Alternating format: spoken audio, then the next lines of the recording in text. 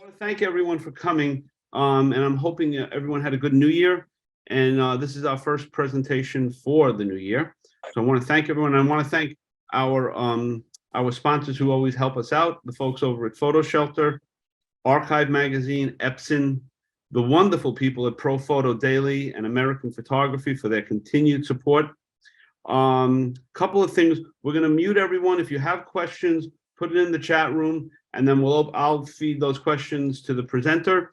I ask everyone, and Jay will put it into the chat room. If you could subscribe to our YouTube page, that would be great. And we have Harvey Stein tonight and Antonio Mare, who will take us to a trip into the Amazon. Some very important work from both photographers, and Harvey's going to talk about his books and his work and where he's going in the next week or so. So, Jay, let's turn it over to Antonio.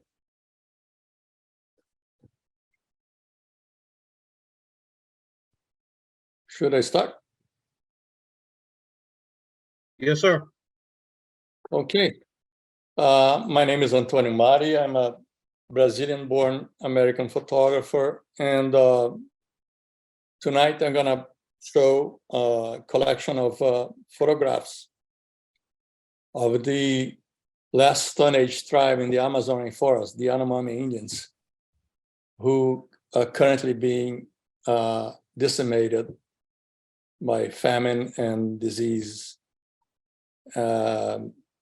Anyway, I have a bunch of slides, so I photographed in the color slides, Kodak Ektachrome, and scan the slides later on. So should I start showing? Yep. Okay, I guess I'll have to share this screen.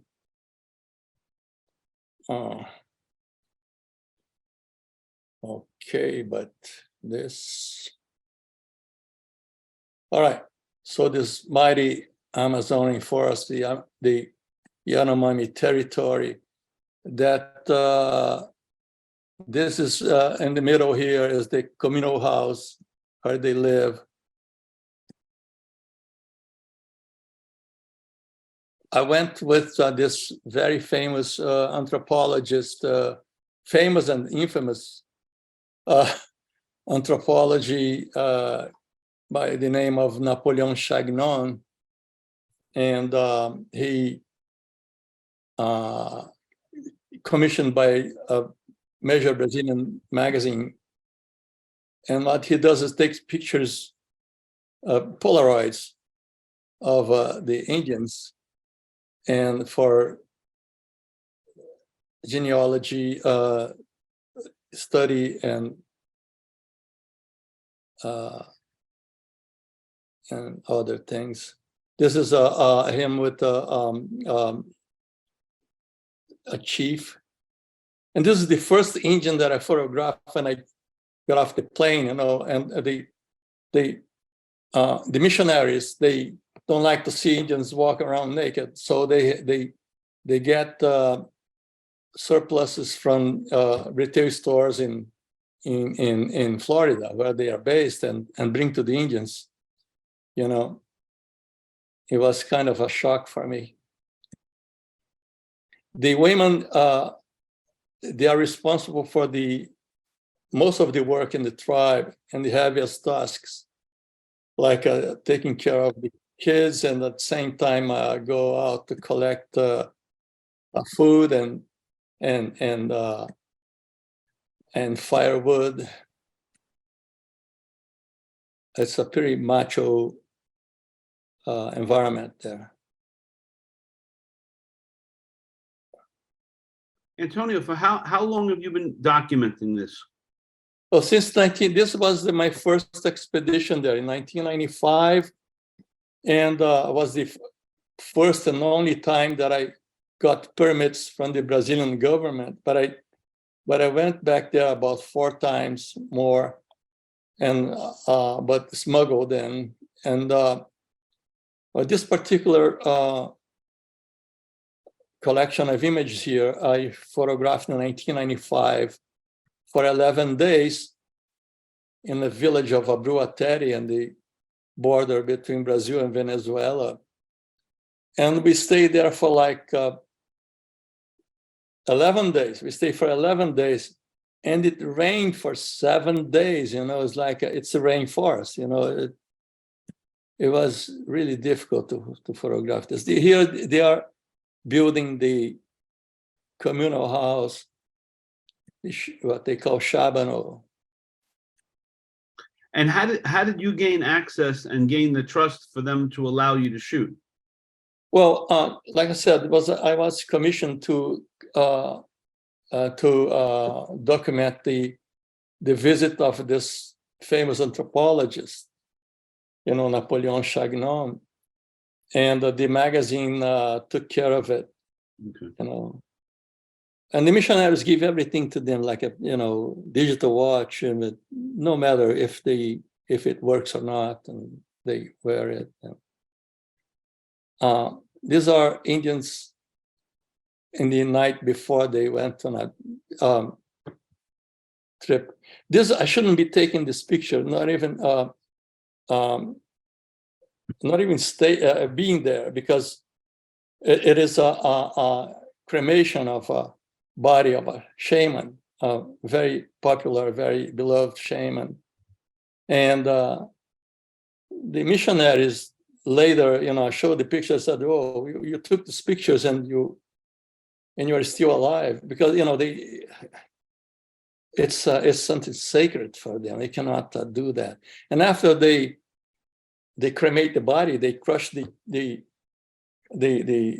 ashes and they mix with mashed bananas, and they make this kind of porridge, and they eat it, and then they offer to people to eat. And before they did that, I excused myself, and this all, they were very suspicious of me because I was taking pictures. What is the black that's in their mouths? What? Those are that is tobacco leaves. Tobacco leaves. Okay. Yeah. Malaria is rampant there. It's like endemic. It kills a lot of Indians. And here is the infirmary, and the missionary is collecting blood from the kid for malaria test. And here they are waiting for the result. Here a government official spraying pesticide. This was a hot afternoon that we went, me and the kids, we went to bathe in the river.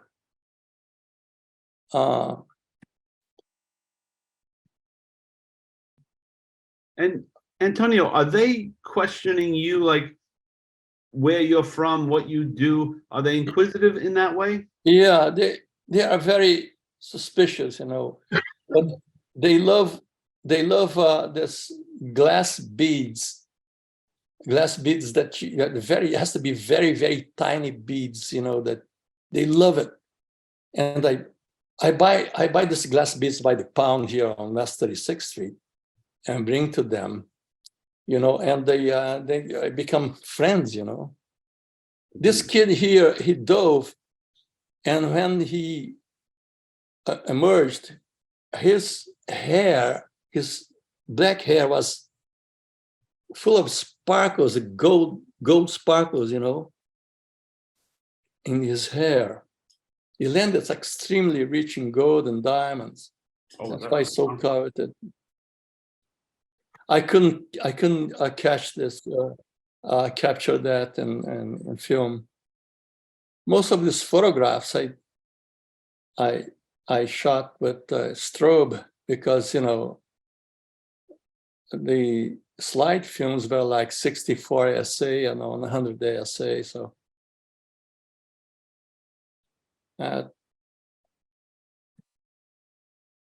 there's another village bathing the lagoon.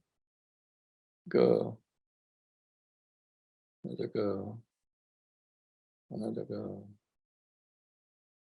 This is a traditional club fight. They hit each other in the head with these clubs, and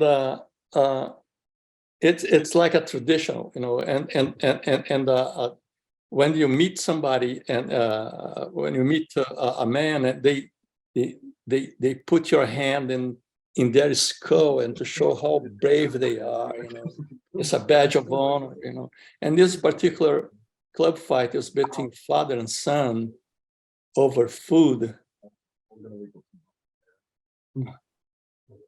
I shouldn't be there either. I managed to be invisible. Sometimes I do that. And is this a weekly event, a monthly event, once a year? No, it's when they have a dispute, they settle, invariably in a club fight,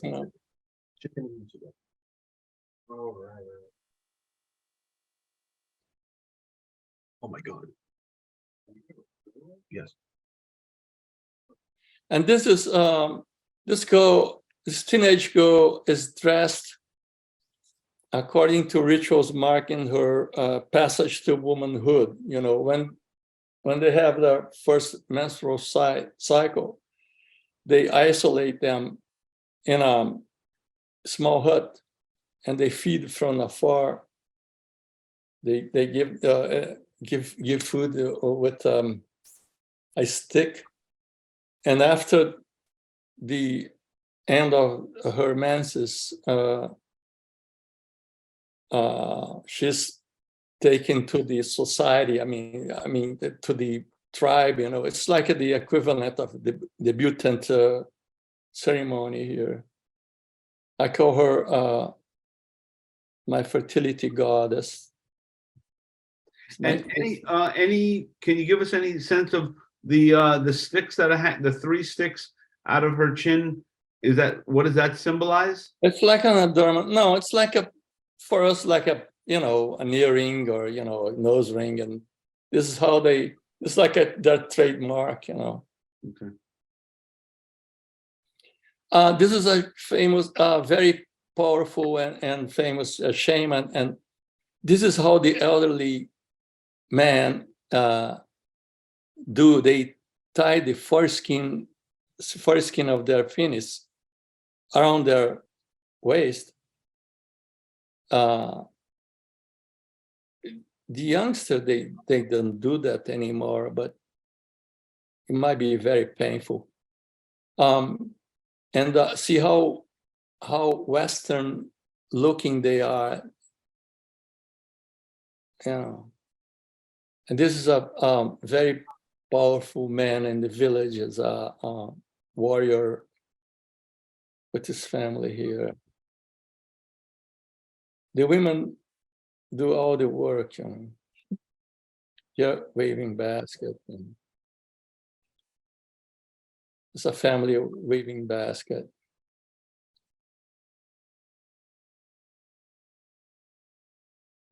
So Antonio, it has to be a little bit strange or a little bit unnerving for true Westerners to end up in their village. I mean, yeah. Well, yeah, and but so is there someone in the village that says these men are okay? Allow them into your world. Allow them into your space. Yeah, I made friends with the leaders, and I brought them presents. I brought them glass beads. I brought them machetes and fishing lines and hooks. And if the women are doing everything, what are the men doing? They hunt. Hunting. Okay. Just hunt and between hunting trips, they just hang out. She's making bread. It's a young woman. And are there traditional marriages? Like, how does that work? Yeah, when the girl is taken out of the hut and to the village, normally there is a suitor or a bunch of suitors, and the parents choose the bravest, the richest, the most prolific hunter, for their daughters. But and the man can have like several wives. Here is like this man with his 2 wives. See how happy they are. Alright. Here they are painting their bodies with lipstick made of annatto seeds. And are these tribes disappearing, or are they rejuvenating? And what is the environment, and our taking over of the Amazon doing to these tribes? Well, they are seen on the richest part of the country. It's like, the gold is like it. And the land is being invaded by gold miners, illegal gold miners. For the last 4 years, it was even encouraged to have their land invaded. And I'm talking about 38,000 square miles. And it was encouraged to have to invade their lands and for to prospect for gold and cut down the trees. They are the guardian of the forest, and for the last 4 years they were deprived from medicine and food. They're dying like flies. So they're hunting. Do they grow anything themselves to eat? Yeah, plantains and cassava roots. Okay. But mostly they are gatherers and hunters. This kid was terrified with my presence, especially the camera.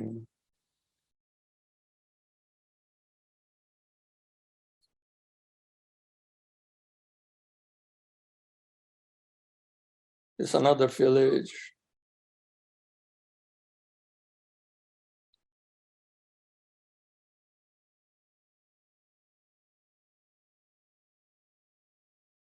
It's a teenage girl.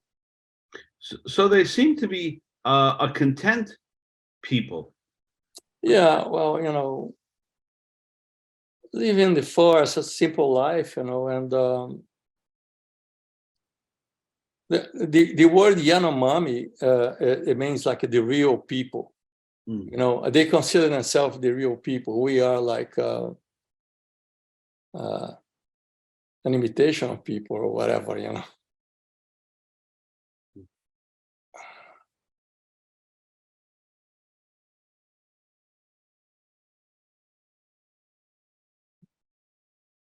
And those plantations that you see them carrying, that's all for their village, or is it traded somewhere with other villages for anything?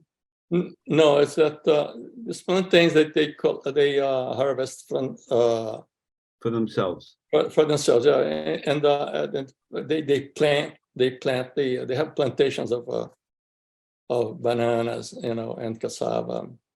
And for this particular event here, it was for a special event, a festival they were promoting.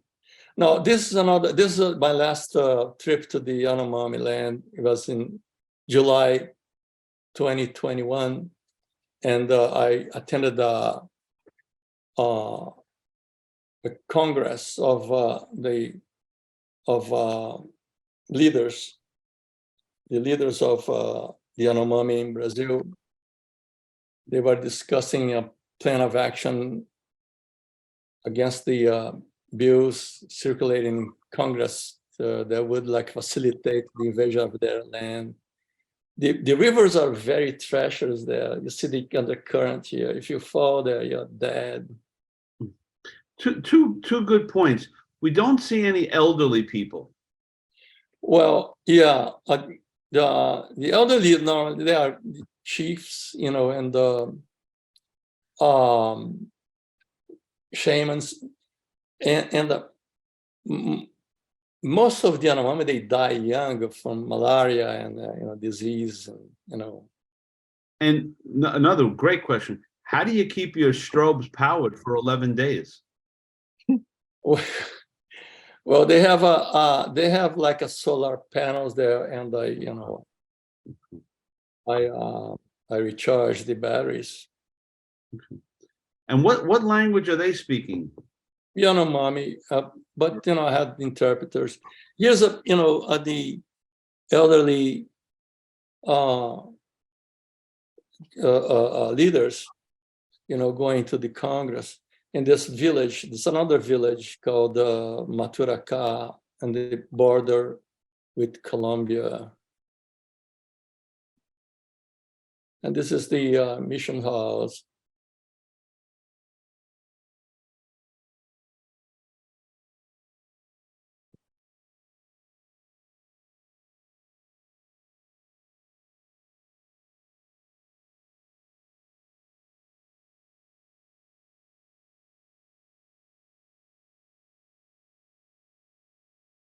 These are the leaders.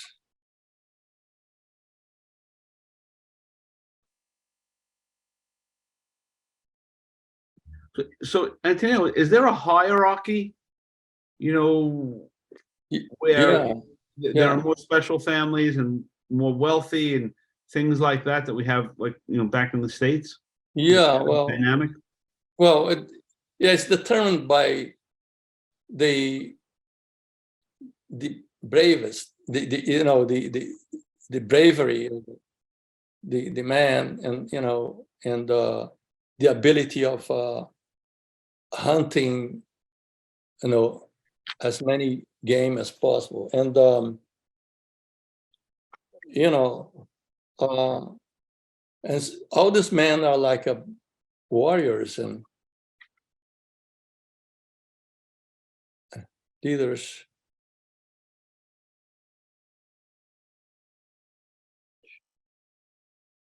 So, I know I had to, even now, this was with a digital camera, but I try to do a few flash, you know.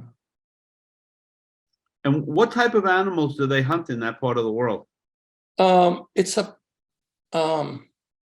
like a wild pig called paca. I don't know. I was looking for a translation in English. I saw. I looked it up. Was peccary, and also they eat a lot of fish and piranha. You know, piranha. It's Yeah. delicious. The one thing you get from this imagery is it seems like these people are very well content. They look healthy. They Yeah. look at peace with themselves. Oh yeah, yeah. They don't have the problems that we have. I mean, you know, just, you know, they live off the land and you know.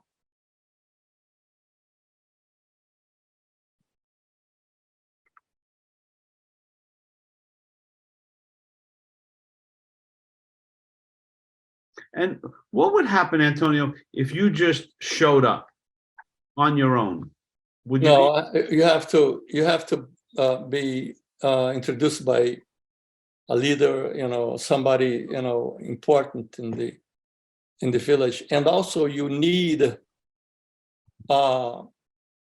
permits from the Brazilian government, which is extremely difficult. You know, it's like it's political. I mean, to go to this place, Yanomami, it's extremely difficult because of the gold. I mean, you know, you can get gold anywhere, you know. But when you come back to the civilization, I mean, they check up on you. They check everything, you know. Your clothes, your luggage, everything. And are these folks doing the mining as well? No, the Yanomami hate the illegal gold miners. You know, the gold miners go to their land and they rape their women, and they use mercury in the prospection of gold, and they throw the mercury in the river, and the fish eat the mercury, and then they eat the fish, and it's the disaster. I mean, it's what is happening now. There is a genocide. This guy is a national leader. The guy who's taking a selfie here is a national leader.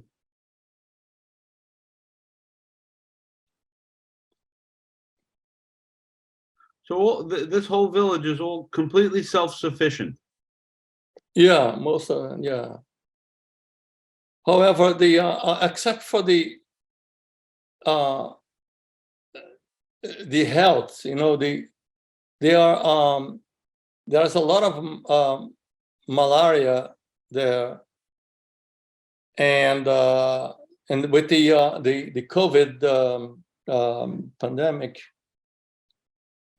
the government, the outpost, they started testing the Indians and giving them chloroquine, and everybody started dying, and said, wait a minute, so they decide to go to the outpost only for testing, and if they found out that they were infected, they were test positive, they decided to research for a cure in the forest, and they found, and they made the teas of herbs that they found in the forest and cured the whole community,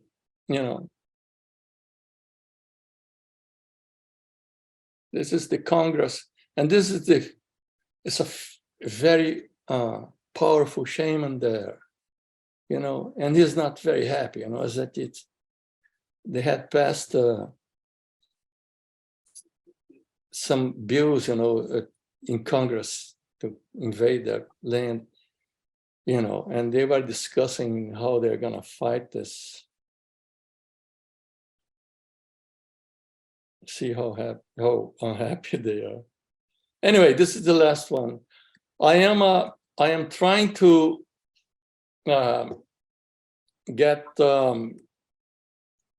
some support for this, and also partners to go back there.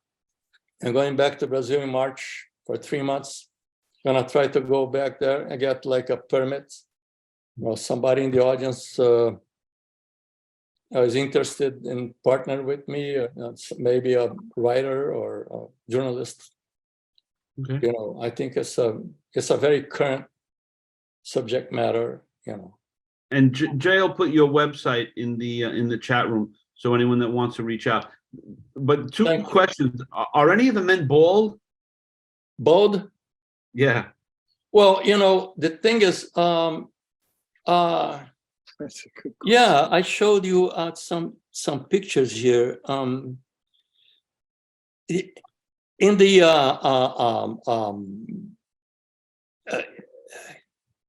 around the missions, they are European missionaries and American missionaries, and you see a lot of kids and people with this Western feature, and strange, they are not supposed to have like a pubic hair, but I saw plenty of men with pubic hair there.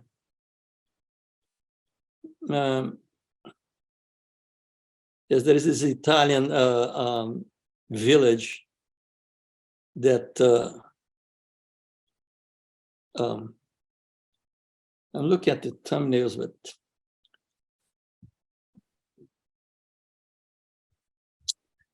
yeah. I think, Antonio, is there any significance to the way they paint themselves? with the black and the streams and the lines and the blocks? It depends on what they're gonna do. I mean, for hunting, they paint one way, and we saw some photographs of people with their faces smeared with black powder. Those Yeah. were sign of mourning. Those are like ashes, Yeah.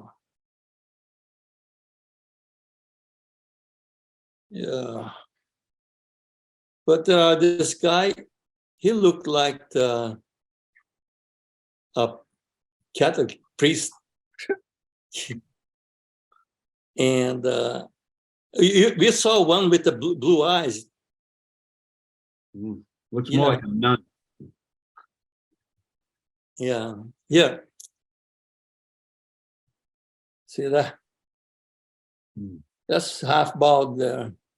There you go. Okay. All right, so you could stop sharing. That was great. If anyone else has any questions, put it in the chat room. But we'll be coming back to Antonio at the end. Okay. So thank you very much for that. Thank you for the opportunity, Frank. I'm very grateful. Thank you. Yep. And you can see so much of Antonio's work on his website, and reach out if anyone would like to, that would to help him. That would be great. So now we have Mr. Harvey Stein. Harvey, it's all yours.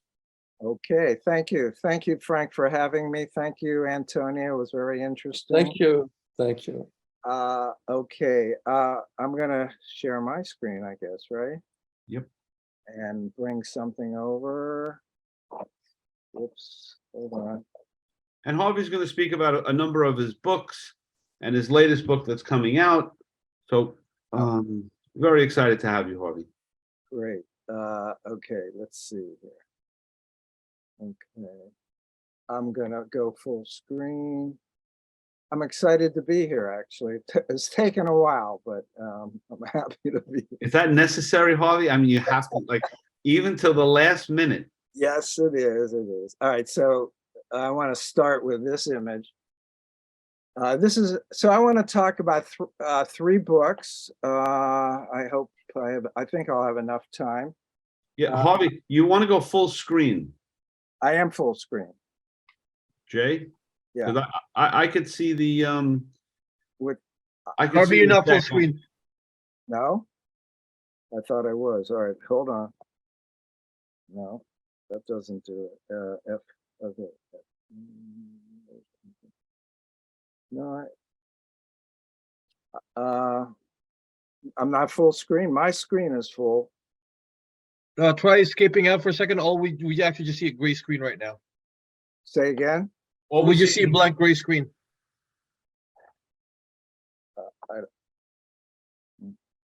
Now? Nope. So I brought it over and I don't know what's wrong.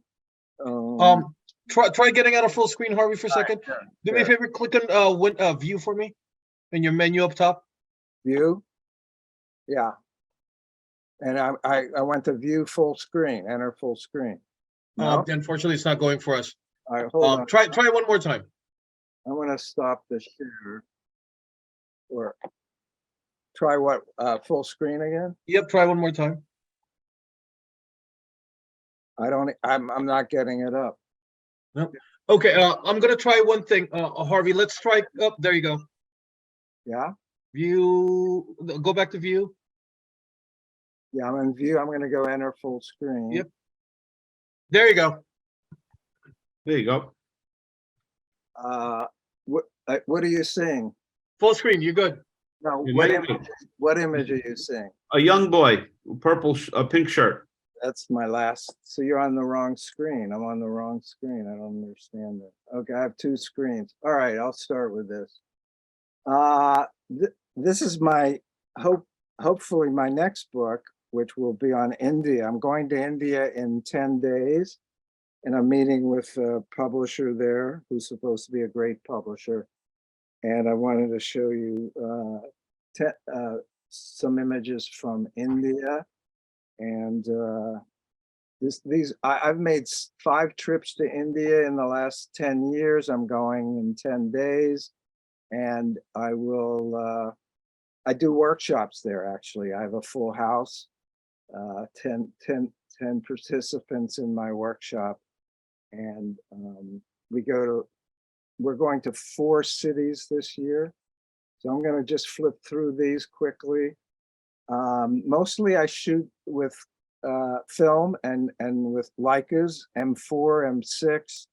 But when I go to India, I'm photographing a lot with my one digital camera, which is an old Canon Mark II, 5D Mark II, which I like and love.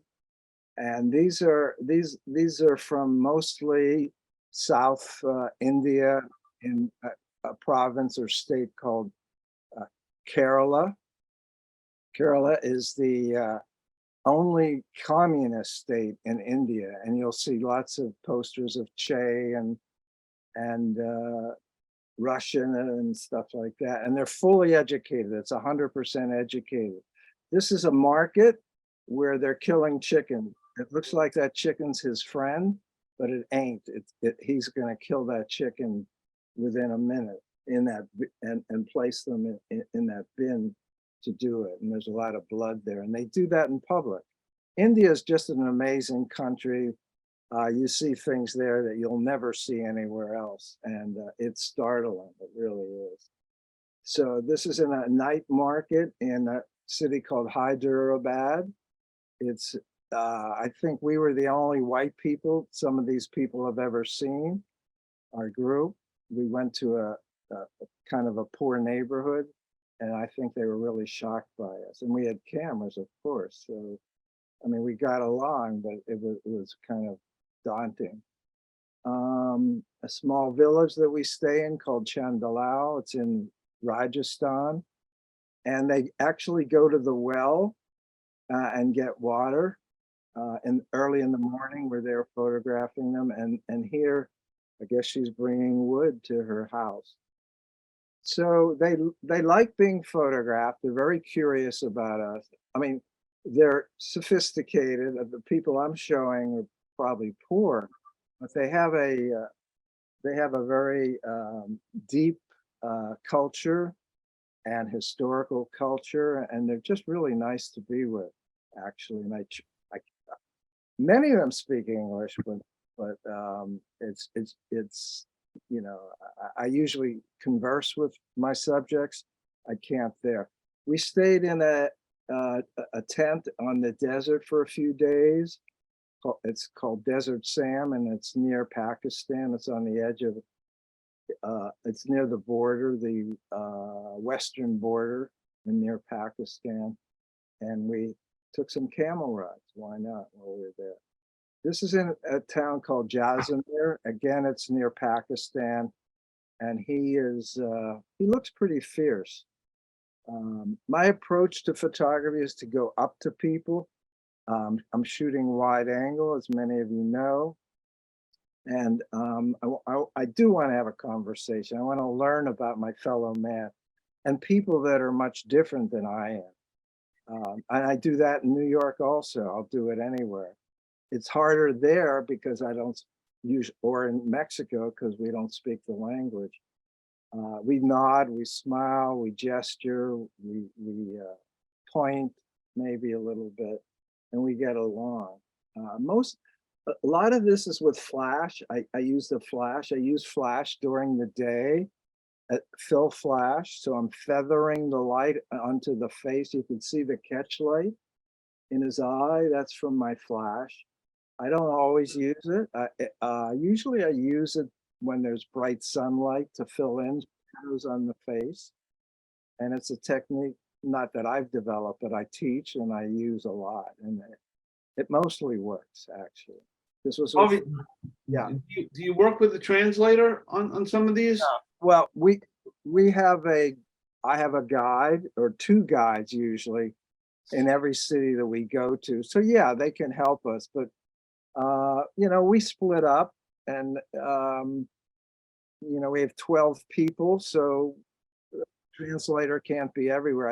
I don't ever rely. I've never really had a translator. That would be nice, actually. In India, you can just go up to people. There's no issues. And you know, India is 80% Hindu and about 20% Muslim, or approximately that. And we have a little more trouble in the Muslim part of India, and you know, and they're intermixed, but there are neighborhoods that are Muslim. They're the poorer people, and they're biased against because, well, the president is Modi, and he's going to be president for life, and he wants a Hindu state or country, and he's aiming for that long term. I think he's been elected twice, and he's trying to get elected for life. So that, and he put down a riot in 2002, I think, that suppressed the Muslims. So he's not looked favorably upon by the Muslim population. Harvey, do you compensate any of the people that you're photographing? Well, people beg a lot in India, and if Yeah. you gave to everyone, you would go broke. Especially kids. Kids are sent out by their families to ask for money from us. And no, I don't. And I don't do that here. Rarely do I do it. I'll do it every once in a while when I spend time with someone. It's a bad precedent to set, and maybe ruining it for other photographers. So I try not to do that, actually. So this image is in Varanasi, which is the holiest city in India, and it's on the Ganges. You can see over her shoulder, the woman on our left, there's some water, and they're pilgrims. I don't know where they're from in India. People come from all over the world to Varanasi, and one city to see. It's not a large city, and it's from thousands and thousands of years ago, and they're only starting to clean it up and gentrify it now. This is from a small village, again, called Chandalaya. And again, the men don't do the work. The women are breaking bricks, they're cooking food, they're getting waters, they're getting the wood, and the men are sleeping till 9, 10, 11 o'clock, and I don't know what the hell they're doing. Maybe they're farming. I don't see them working. It's incredible. Here's a kid, and I love the colors. I am not a color photographer. I am a black and white photographer, but in India I shoot color because you have to. You have to. So it's so amazing. And the light is fabulous. This is the blue city of Jaipur, and most buildings are blue. Most houses are painted blue, called the Blue City. And I was lucky enough to have her wearing this, I guess. So it's good. I don't know if you see this. This is in Kerala. It's a province or a state. I don't know the name of the village we're in, but he's cutting down. You can see branches from trees, and again, just very open to being photographed and posed. Yeah, Harvey, speak a little bit to that relationship. As you're photographing these folks, are they asking you why? You know, what is it for? No, they're not. They're usually not. And you know what? They want to photograph us. Not this man, but like in Agra, where the Taj Mahal is, we're there photographing, and people, they're an upper scale person or clientele of Agra and tourists, and they want to photograph us. So we don't get into that. I mean, I get that a lot elsewhere, but it's interesting that you ask. We don't get that in India, not much. at all. That was Howard's question, so he deserves the credit. Yeah, on the Good question. question. It's a good question. I get close. I'm usually 3 feet away from my subject, 5 feet away. I try to be, because and with the wide angle lens, I get them, and then a bit of past them, or environmentally past. And I like to show where they are, and that adds to the story. Again, I think I have flash here. You can see some catch lights and the small white dot in the eye. She's a pilgrim, and they have their heads shaved. And for the pilgrimage, I'm not sure of the symbolism at all. I really don't get into that. I just loved her eyes. The walls are colorful. The streets, the ground's colorful. I mean, it's just fantasy of color, and they're colorful. I just loved her blue eyes. And then this is the final image I'll show you from India. We're in Mumbai, on the largest beach, which is by the water. Mumbai is a port city, and it's getting to be twilight. And I just went up, I saw her. I'm attracted to the colors and the way they carry themselves and the way they dress. This is normal dress. This is definitely normal dress. She's not out in her Sunday best. Their saris are incredible. So yeah, so I guess that's it for India. Now I'd like to bring back, I don't know if I can do it. I'm not sure. I'm gonna stop my share. Okay, and try to find. I've lost my stuff. I don't know what's happened. Oh my goodness. I lost all my screen here. Let's see. Okay, all right, I got it. Yeah, let me see.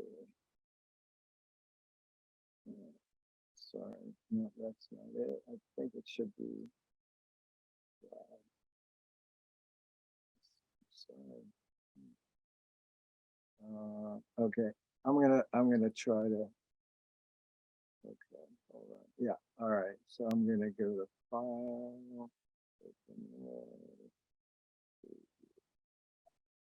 Okay, so I'm gonna go back to sharing. So what are you seeing? Anything? No, we're just seeing you at this point. Okay, I'm gonna get rid of this. And I don't see where I can stop this. I don't see the bottom. Jay? I'm not sure what we're looking for. I'm looking for the share the screen button. Oh, it's in the middle. There's a green button that's in the middle of your video. Right, but I'm not, I don't, it's not showing up for me anyway. Is your slideshow full screen? I think so, yeah. Oh, That's so why, just get out of full screen and you'll see it. I can't move it. Try hitting escape. I am hitting, oh, all right, there, yeah. Okay, now I have it. Okay, let's see if this works. Okay, There we go. you got it? Look to your screen. You see my screen with the Yes, sir. with the image of the Bubble? yeah, the bubble. Okay. Now I'd like to make this full screen. So let's see if this happens. Okay, There we go. You're good. good. So this is the book that I wanted to talk about a little bit. Mexico Between Life and Death. It came out in 2018. And I made 14 trips to Mexico in 18 years to photograph there. I always wanted to photograph there. I always had a notion of what I wanted to photograph, which is unusual. Usually it takes me years to find my theme. And I am looking for themes that I can put together and do a book. I built my career sort of on doing books. I love books. I love books from being a child, a student, and I feel the most meaningful thing I can do or leave behind are my books, and make a statement and talk about how I think and how I see and what I care about in the world. I don't know why this is happening. Yeah. So this took, so I shot 1993 to 2010, and then I left to sit for 6 years or so, and then worked on shaping the book, editing, sequencing, and finally went about finding a publisher. I found Career. They're a German publisher in Heidelberg. And so I'm an American photographer, and we're doing a Mexican book, a book on Mexico. So it got pretty global. And I love this publisher. They're really good. So I teach classes at ICP and the Los Angeles Center of Photography on bookmaking and how to get books done. And so this was my 7th book, probably my 8th book. I'm going to go through these, and my theme is life and death. One reason I'm attracted or was attracted to Mexico is the way they treat their elderly and the way they deal with death from the Mayan culture up to now. They don't put it away, they don't hide, it's out there. And there's all kinds of symbols throughout the culture to see if you look for it. Now, I came across this young guy in a park in Mexico City, Chapultepec Park, I think I'm pronouncing it right. I don't speak Spanish. And look what he's wearing. He's wearing a shirt with a skeleton, Ghost Riders. And this was early on. He's waving a wand as if he's a magician, but he's producing bubbles. And I was lucky enough to get a bubble in front of his face. This man, he approached me and I approached him. We were on a dirt street. They were digging up the streets. It's not normally like this. And I saw him and I stopped him. I probably said, hello, buenos dias, and that's about it. And I knew that if I exposed for him his face, I would overexpose the entire scene, and I wanted to show the scene. So I exposed for the scene and not his face, getting his face totally in shade or shadow because of the light and the hat. And so I see him as an everyman.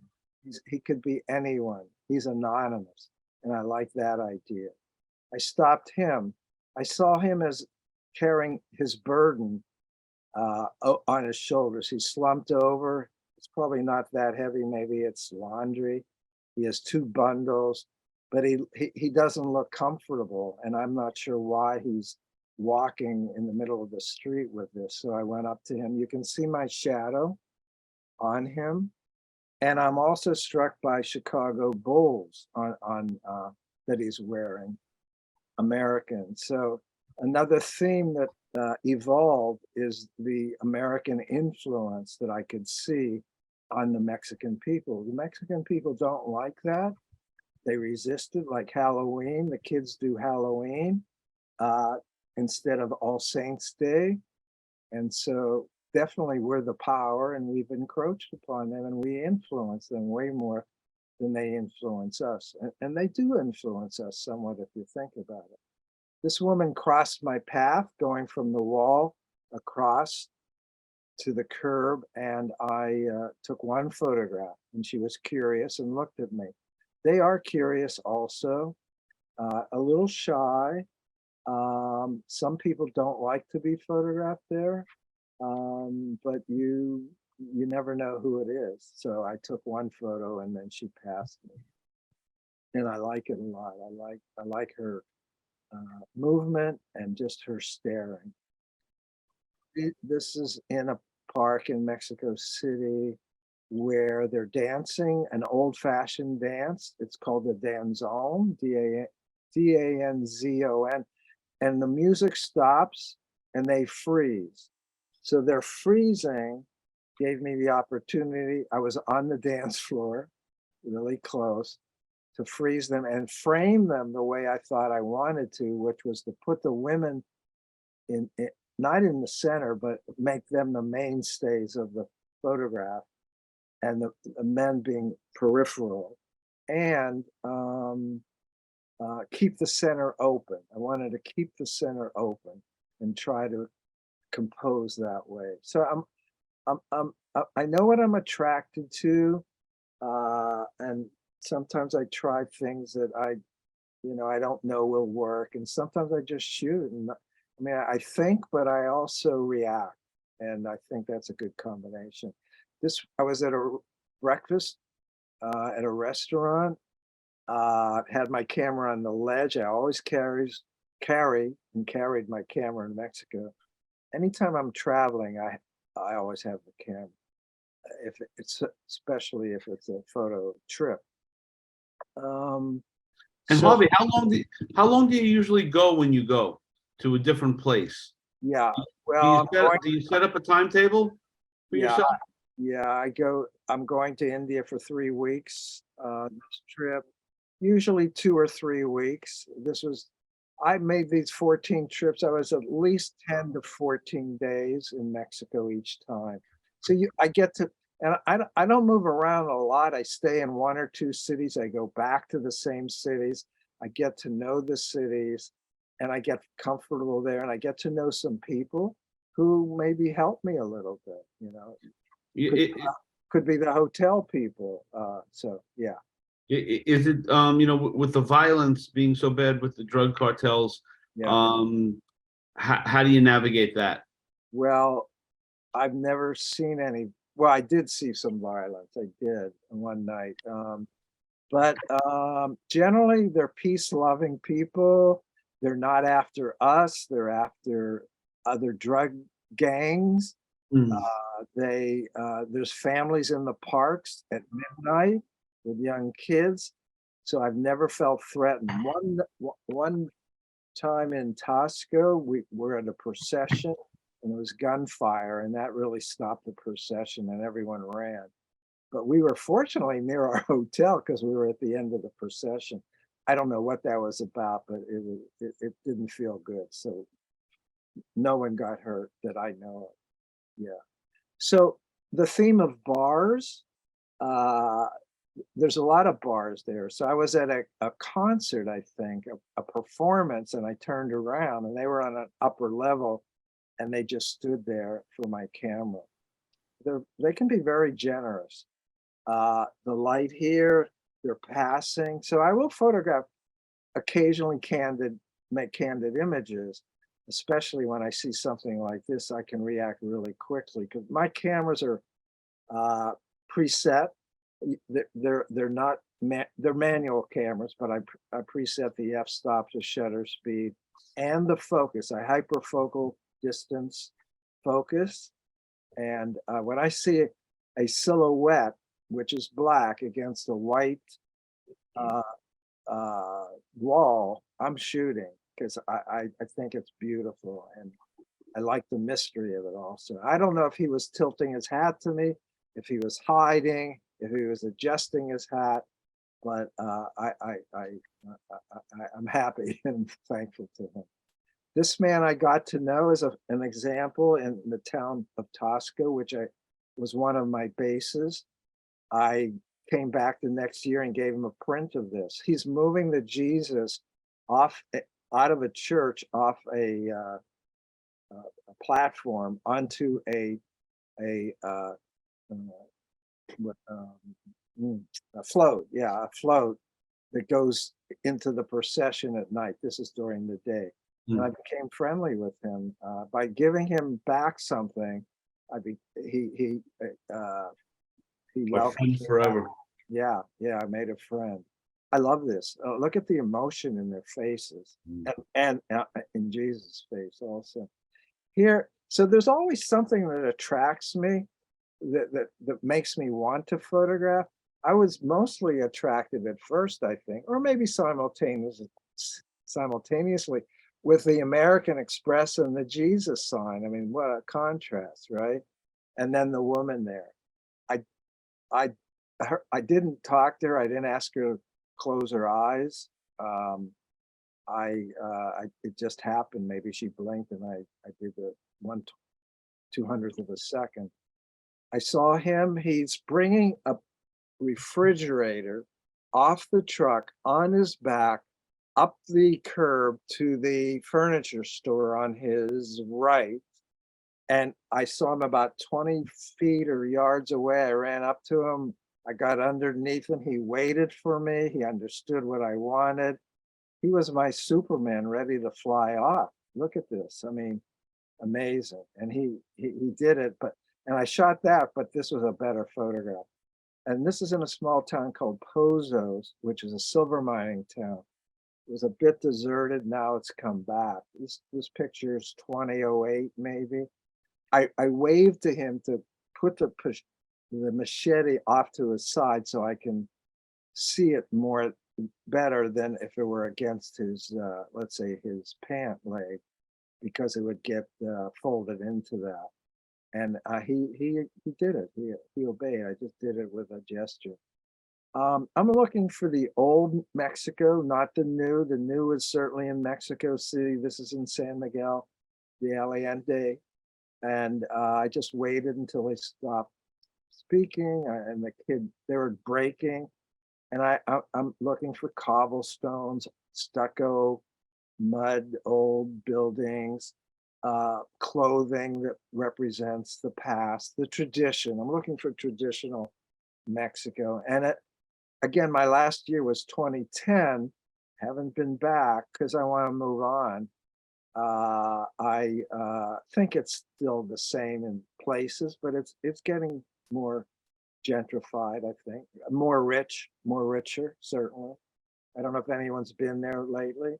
This is Veracruz, which is on the western coast. It's a port city. They have great buses with open windows. And I shot a lot of people in buses, and the bus was stopped, and I just went up to them. They didn't flinch, and I think I made a nice photograph. Okay. This is my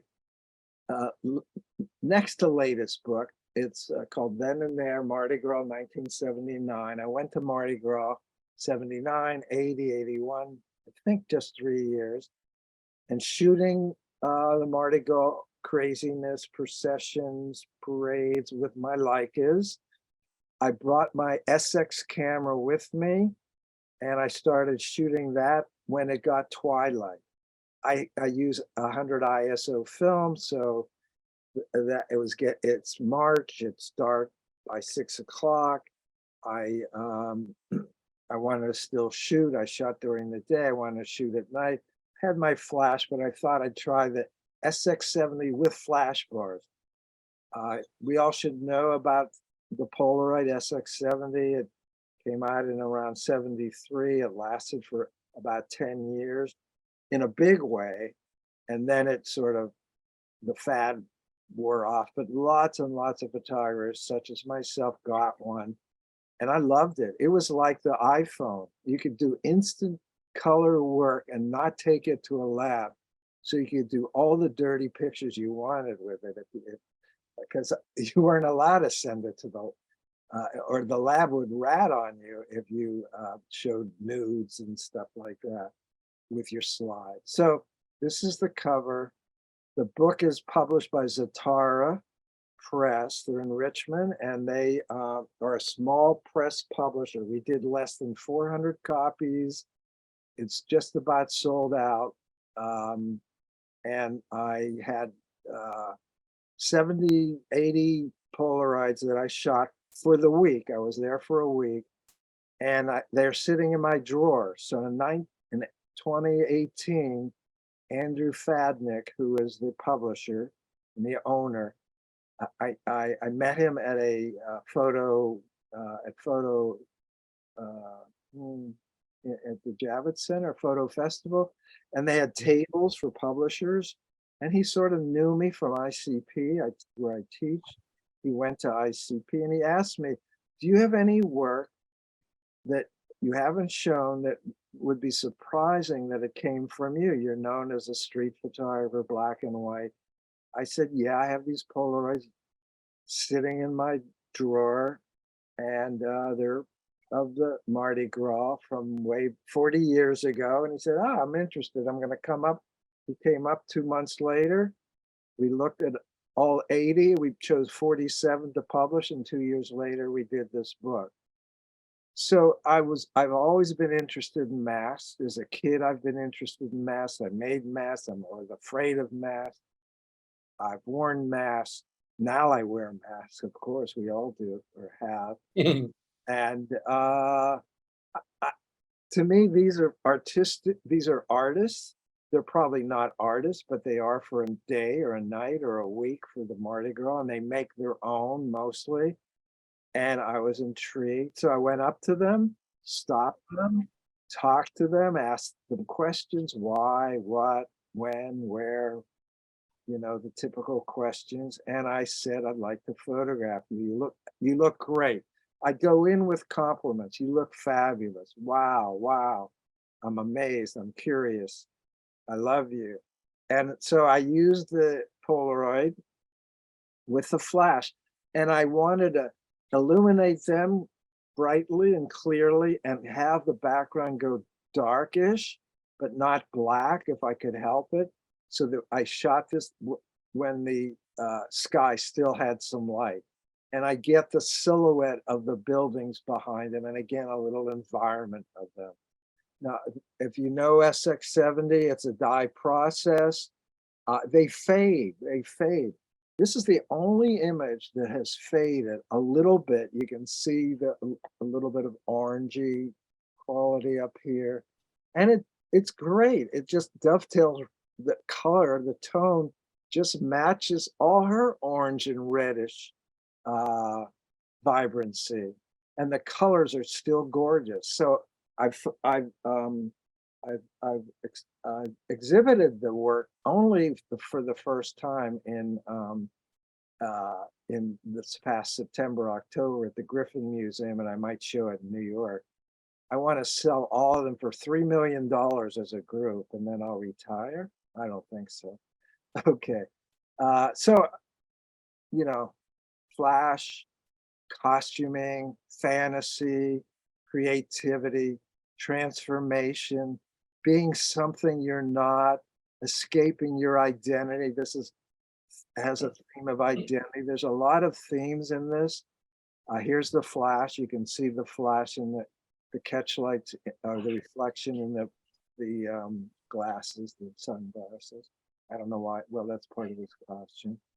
Older people, younger people. I didn't do any kids. I should have done some kids, but I don't ever remember seeing kids dressed like this. And I'm sure these have symbolism for each person and lots of meaning. I didn't have time to get into that.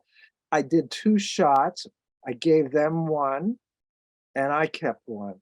Often it took more than 2 shots to get it right. There's a lot of imperfections coming out of the camera.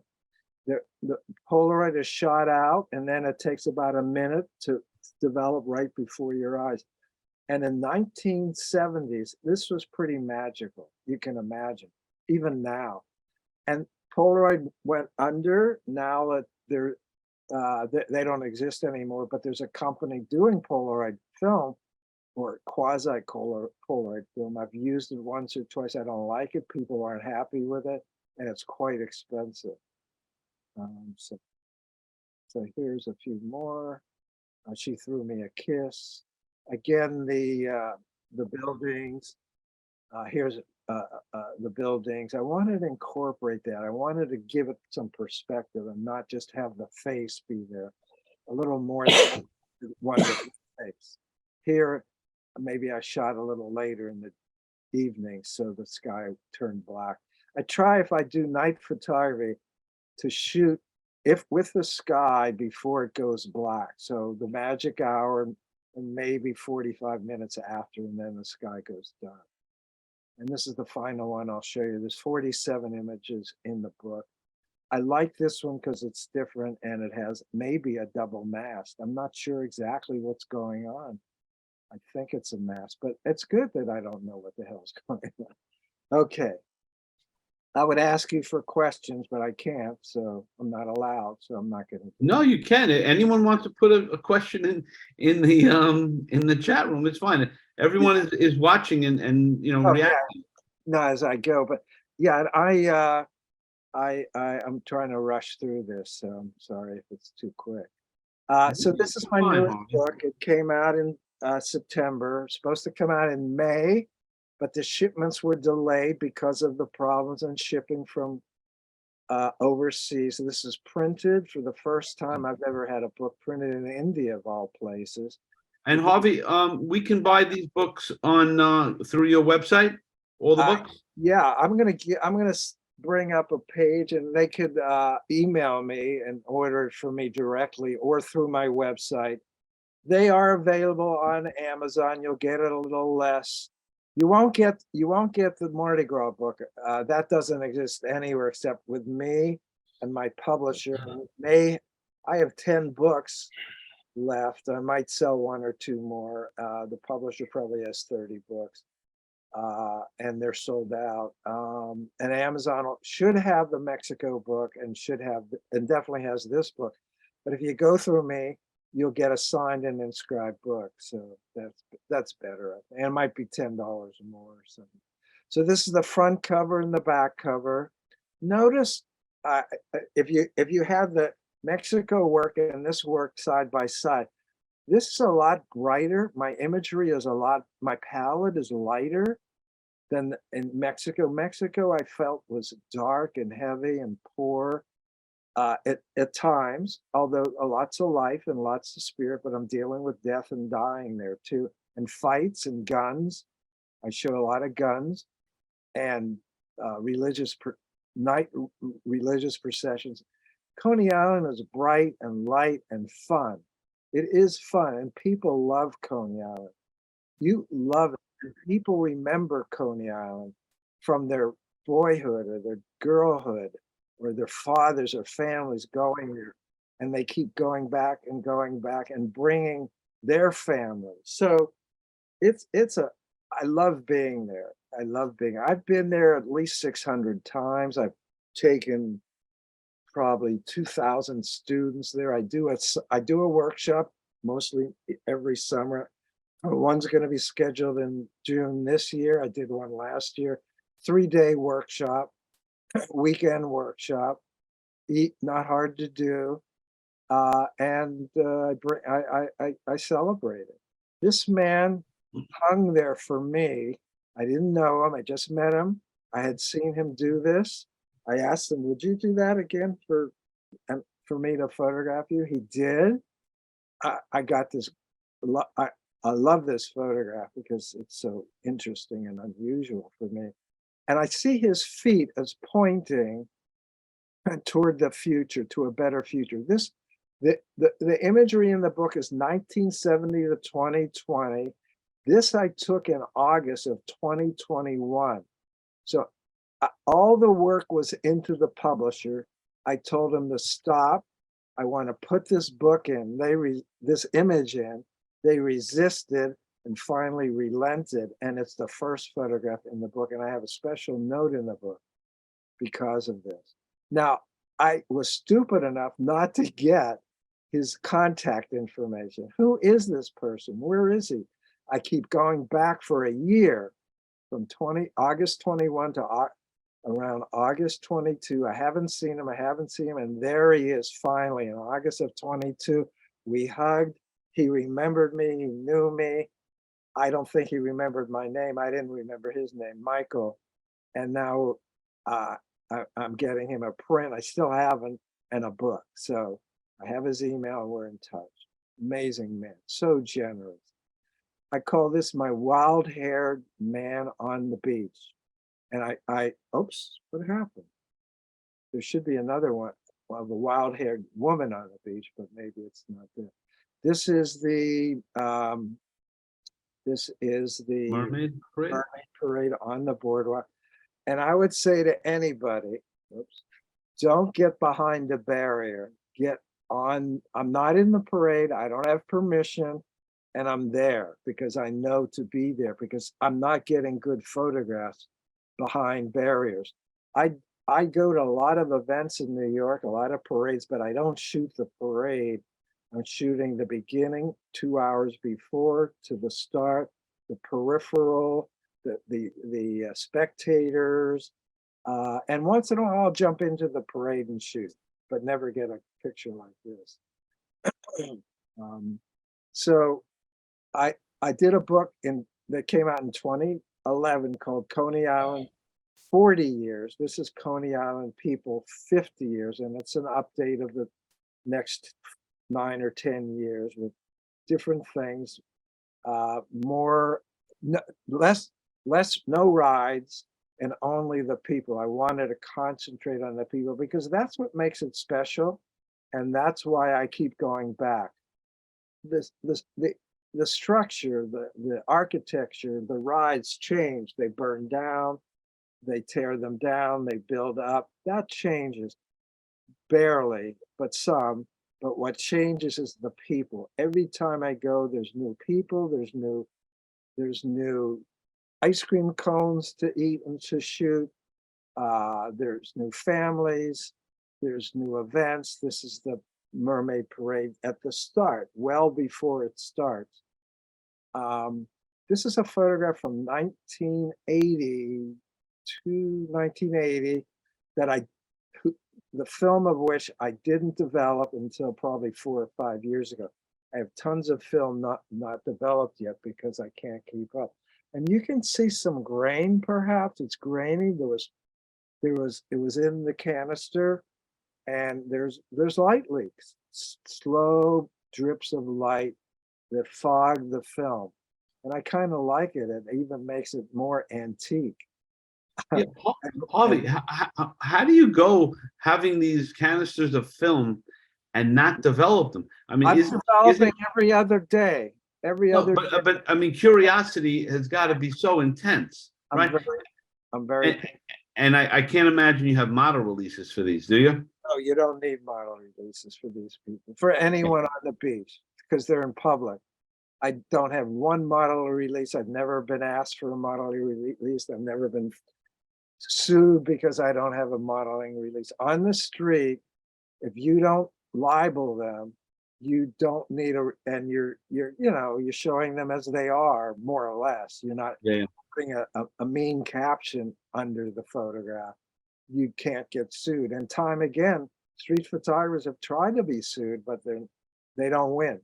The photographers win. The litigants, if that's the right word, don't win. So this is maybe a Mexican or a Hispanic. It could be from Guatemala, and the tip-off is his hat. And I just walked in and kind of sat down with them and said hi. And I gestured and I say I'm photographing. They say, why? I say, it's for me. I don't know if it's going to be a book. I say, maybe one day you might be in a book. Chances are less than the odds of getting into the NBA and playing basketball at a pro level. You're going to get into one of my books because I'm shooting so much, but why not? Here's another group. This was in my previous 40-year book.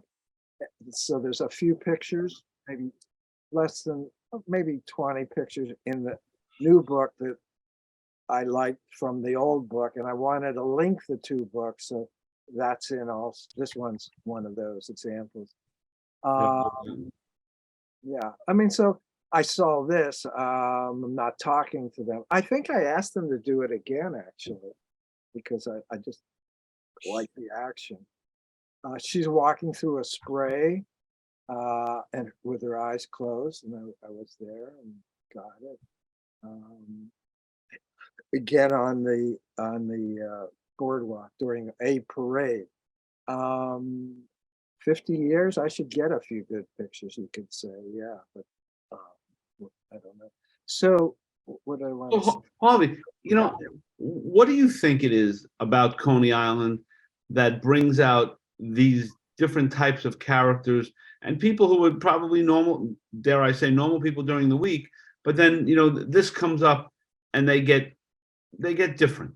Can you have any insight into that? When you say this, do you mean the parade or do you? Yeah, the parade or, dressing up, being wacky. Yeah, there are a lot of wacky people there. There's characters that are there a lot. They're getting pushed out by the crowds that are coming. I would say mostly now it's families and it's pretty calm. When I started in the 70s and 80s, it was not safe. You couldn't be there at night. There's a lot of drugs. They've cleaned it up. They fixed it. They have a new amusement park. It's fun. It's a beautiful spot. You're on the Atlantic Ocean and a big beach and a good boardwalk and music and rides and music from the rides. It's free except for the rides. I mean, you could go there and sit on the beach all day or walk the boardwalk, have some Nathan's hot dogs, which I don't eat. It's garbage. But yeah, it's just wonderful. And people are friendly, and you see all walks of life. There's Hasidics from Brighton Beach a mile away that are on the boardwalk. There's Asians, there's Hispanics, there's white folks, a lot of black families and people. And they're open to being photographed. I rarely get refused. My success rate, I would say, is 90% or more. What's not to like? It takes me an hour and 20 minutes to get there. It's like driving to another city. It's 26 miles away for me. I take the subway, and there's 4 subways that go there and end there or start there. So why not go there? Judy has an interesting observation. It's the equivalent to what did you write there? To Venice Beach.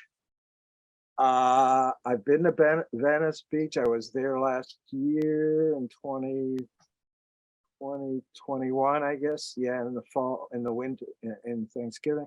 I don't know that Venice Beach has the rides. The beach might be better because sometimes this beach gets a little crummy, but I don't know. I don't know it well enough. We don't have Muscle Beach. We do have exercise bars and stuff like that. Maybe, yeah, maybe. I think we have maybe we don't have more of a variety of people. Yeah. So this child just was like that. She saw me. She didn't move a muscle. I love her posture. I just love her, the way she's reacting to me. She's calm. She's cool. She's not getting flustered. She's not shy. And I got a sense of place by including the wonder wheel. It's not a Ferris wheel, it's a wonder wheel. In my book, I have 2 interviews with main important people at Coney Island. One is the owner of the wonder wheel and how he got, how it came into his family. His father bought it and he inherited. And they own it for over 40 years. And the wonder wheel is 100 years in 2020. Guess what? Their celebration was canceled because of COVID. So I really like her, and just it works. I mean, compositionally and placement. This is a gift. This is a gift. I have nothing to do with it. And this is an artist. He's an artist. He makes these rabbits.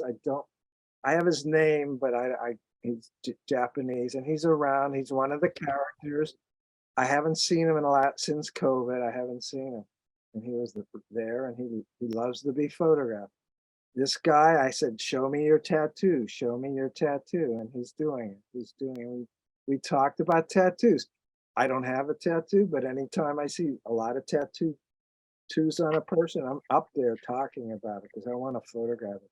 It interests me. Why are they doing it? Why am I not doing it? What's wrong with me? And here's a kite flyer that I was lucky enough to get quickly, and it's coming right for me. He's trying to get it up in the air, and he's not having a lot of success. Now, this man I talked to, he was facing me off to the right a little bit, and we finished. He turned, and he walked walking away, and I saw his profile for the first time. Wow, the hood, the stomach, the blackness against the silver grate. And then lo and behold, there it is, the Wonder Wheel again. And then unbeknownst to me until I saw the print or saw the negative, I saw shadows on the ground, which I love. And then this little lady right here. So all of that, layer after layer, maybe adds up to a better photograph or a stronger image than one where he's just looking at me. I liked him. I talked to him. I like how he looked when I say I like him. And so I made a better image. And then these are the last two. I always have to get the flag. And this is the pier. This is an old pier that either burned down or fell down in a hurricane. And now they have a pier that's, almost concrete. It's rock solid. It'll wear away in 50 years, maybe. It's not as interesting and as authentic as what we have now. So slowly but surely, it's getting more gentrified. This is the only palm tree in New York, and it's a freezing fountain. And I guess I like the shadow and the little child and the spray. And it's an indication of what a 21 will do, how it pushes space back, a 21 lens. And this is the only successful seagull image I made. So I saved this one for last. And there's still people in there, so I can justify it. Okay, there you go. Anyone have any questions? Jay, you could unmute everybody. I want to just share this for 1 second, if I may. Okay. This is, let's see, where's this? You don't see this now, right? No. Nothing. All we see is your face. Oh, good. Is anyone still here? Yeah, 60. Yeah. Okay. So this is my email. If you want a book or you want to, I'm teaching an ICP class in April. I'm teaching a class at Los Angeles Center of Photography on how to do photo books. It's a great class. And it's all virtual. You could email me. You could go to my website, Facebook, Instagram. And then these are the list of my books. My first book, I never have had a better idea. I photographed identical twins from birth to death, from 2 months old to 71 years old in bed together. It's a pretty amazing book, and it's probably not known anymore, but it's available. I did a book on artists, 165 artist interviews and photographs of them in their studios, Warhol, Rauschenberg, on and on. My first Coney Island book. I did a book on Italy. I went to Italy for 12 years to photograph there. Came out via Roman publishers called Movimento, Glimpses of Italian Street Life, and Coney Island. 40 years, I did a book on Harlem. It sold out. 23 years of shooting in Harlem. I live near Harlem. I'm 10 minutes away by subway, if that. I did a book on Midtown, crowds with me in the crowds in Midtown, and then the last 3 books. So I've done 10 books. India might be my next one. Who knows? We'll see. I love doing books. I think it's important. I don't want to go to war. I teach. I love to teach. I love to help people. I want to give back. And, that's my shtick, and take it or leave it. That's a very subtle approach, Harvey. Nice job. No, really. I don't, You don't need a rep, Harvey. You're the first photographer, I will say, that doesn't need a rep. Really? That's very good, Harvey. And guess what? I'm very shy. You could all tell. We could all tell that. You can tell that. Me and you don't need a rep. He needs a rep. No, he doesn't. Look, he just sold 10 books. He told us about Instagram. He's selling prints. He's got the whole thing made. I'm not selling prints. I'm selling books. If you And want. turn it down. That's right. Books should be part of our family. They're important. We learn from You're them. right. We look at them. We enjoy them. They cost less than a tie these days. So, No, that's very true. Yeah. Anyone have Are you getting into IG at all, Harvey?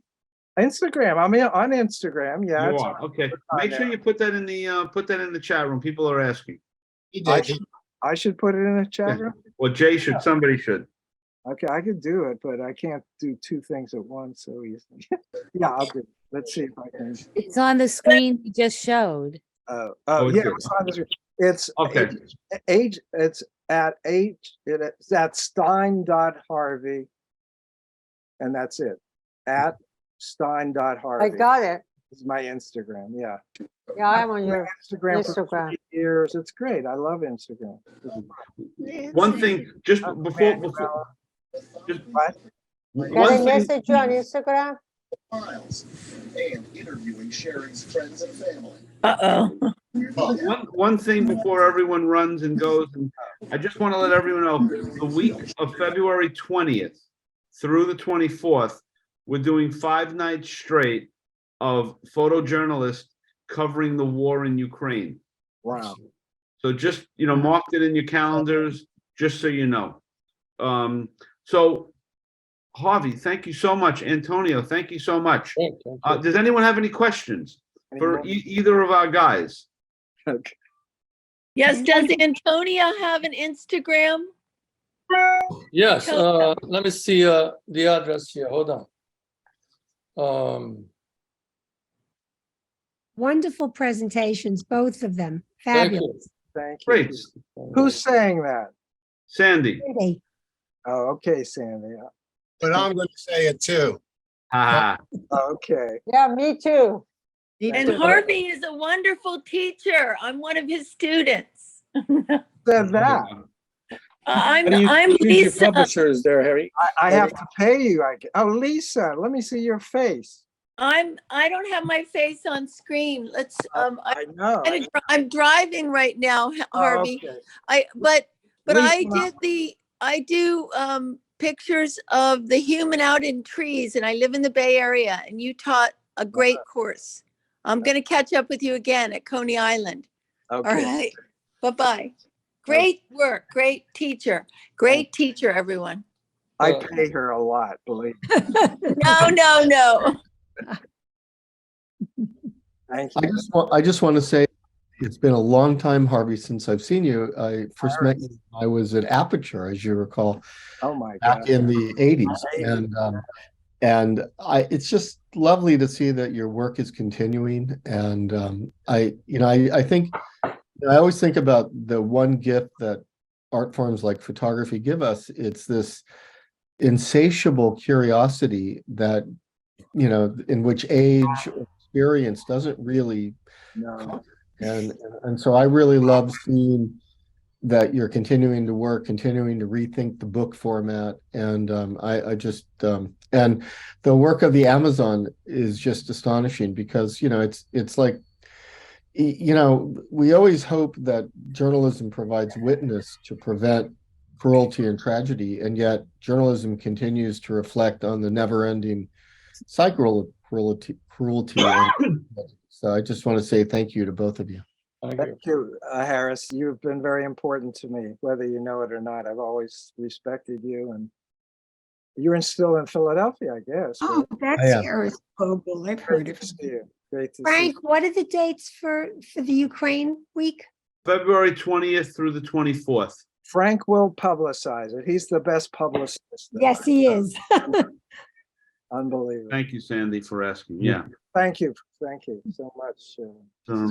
No, it's great to have you guys, and you guys open up a you peel back the onion a bit there in the Amazon and Coney Island and around the world of people. It's it's so enjoyable to garnish knowledge from you guys. So we really do appreciate it. And also we were talking before, if anyone wants to present, or or not yourselves, or someone that would be terrific, please have folks reach out to me. We'll get everyone on. It's really important that people have a place to present their work and get some feedback and on and on and on. So, that's a standing invitation for because there's a lot of new faces tonight, which is great. We do this all the time. And, anyone that wants to reach out, my website is in there.